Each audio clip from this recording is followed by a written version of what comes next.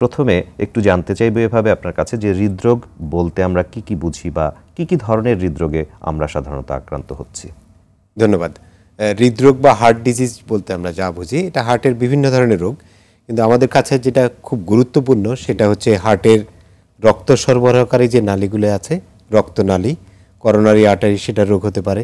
এটাকে আমরা coronary artery disease বা ইসকেমিক হার্ট ডিজিজ বলি, যার জটিলতা হিসাবে হার্ট অ্যাটাক হয় সাধারণত। দ্বিতীয় রোগ হচ্ছে হার্টের কর্মক্ষমতা কমে গেলে, তার মানে হার্ট ফেইলিউর যদি হয়, সেই রোগ হতে পারে। হার্টের যে ছন্দ আছে, শিরার গতি আছে, সেটা যদি কোনো রকম গরমিল হয় সেটা হতে পারে, যেমন অ্যারিথমিয়া বলি আমরা। এছাড়াও হার্টের আরও অন্য ধরনের রোগ আছে, যেমন হচ্ছে জন্মগত হার্টের রোগ, যেমন ভালভের রোগ, অথবা হার্টের মাংসপেশির রোগ হতে পারে। হার্টের যে কাভারিং থাকে, পেরিকার্ডিয়াল ডিজিজ, সেটা হতে পারে।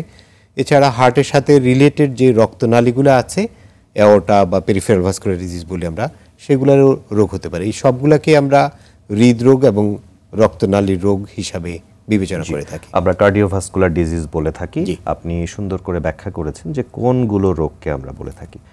কি কি কারণে হৃদরোগ হয় বা কারা বেশি ঝুঁকিতে রয়েছেন একটু বলবেন? ধন্যবাদ।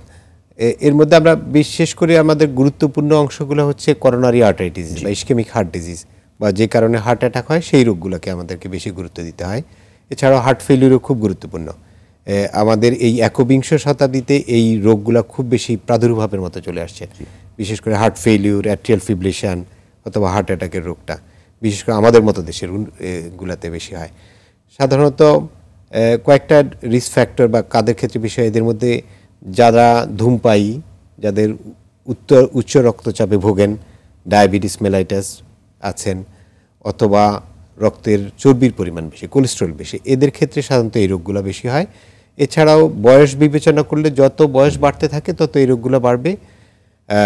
আমাদের জাতিগতভাবে আমরা দক্ষিণ এশিয়ার অথবা বাংলাদেশে যারা বসবাস করি বা বাংলাদেশি বংশোদ্ভূত যারা আছে, তাদের ক্ষেত্রেও এই ইসকেমিক হার্ট ডিজিজ বা করোনারি আর্টারি ডিজিজ হওয়ার সম্ভাবনা বেশি। জি, আমরা আগে এরকম চিন্তা করতাম বা আগে বলতে শুনতাম যে বয়সকালেই মানুষের হৃদরোগের সম্ভাবনা বেশি, কিন্তু ইদানিং আমরা প্রতিনিয়ত দেখছি বা আপনাদের কাছে প্রতিনিয়ত রোগীরা আসছেন ইয়াং জেনারেশনের অনেকেই, এবং ইয়াং জেনারেশন বলতে সেটা মেলও হতে পারে, ফিমেলও হতে পারে, অনেকেই খুব কম বয়স থেকে হার্ট ডিজিজে ভুগছেন। এর পিছনের বিশেষ কারণগুলো কি কি বলে মনে করেন? ধন্যবাদ। কিছু রোগ আছে যেগুলো অল্প বয়সে হয়, যেমন জন্মগত হৃদরোগ, ভালভের রোগ। আর কিছু রোগ আছে যেমন ইসকেমিক হার্ট ডিজিজ বা হার্ট অ্যাটাকের রোগ, হার্ট ফেলিউরের রোগ। এটা যদি আমরা বিবেচনা করি, দেখা যায় যে ইউরোপ বা আমেরিকাতে যেই বয়সে এই রোগগুলো হয়, আমাদের দেশে তার চেয়ে 10 বছর আগে হয় এই রোগগুলো। 10 বছর আগে হয়। যেমন হচ্ছে হার্ট অ্যাটাক বা হার্ট ফেলিউরটা ওদের দেশে 60-এর পরে হয়, কিন্তু আমাদের দেশে দেখা যায় যে 40-এর পরে, মানে গড়ে আমরা বলতে পারি যে 10 বছর আগানো থাকে। এটা একটা জিনিস, এটা আমাদের জাতিগত একটা বিষয়। এছাড়াও জেনেটিক একটা বিষয়। এছাড়াও আরেকটা জিনিস খেয়াল করতে হবে, যেটা মনে রাখবেন, যে কিছু রোগ যেমন এই ইসকেমিক হার্ট ডিজিজ বা হার্ট অ্যাটাকের রোগ, এই রোগের প্রক্রিয়া শুরু হয় কিন্তু অল্প বয়সেই, এবং এটা বিকশিত হয় বা এটা রোগীর লক্ষণ হিসাবে প্রকাশ পায় 40-এর পরে, 50-এর পরে।